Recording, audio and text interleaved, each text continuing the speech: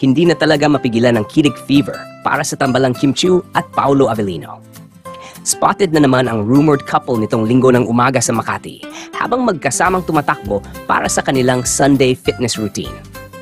Simple ngunit sweet ang tagpo, casual sportswear, matching smiles at isang natural na closeness na hindi na kailangan ng salita para maramdaman. Ayon sa mga nakakita, relaxed at maligaya ang dalawa habang nagja-jogging na tila ba ito na ang naging bonding time nila tuwing weekend. May mga sandaling makikitang si Paolo ay parang personal coach na laging nakasubaybay kay Kim. Sinisigurong okay ang takbo nito at may sap na tubig. Ang sweet nila. Nakangiti lang habang tumatakbo, parang scene sa rom-com, ani ng isang runner na nakasalubong ang dalawa. Muling napatunayan ng tambalan na kahit sa mga simpleng aktibidad tulad ng pagtakbo sa umaga, ramdam pa rin ang lambingan at kilig.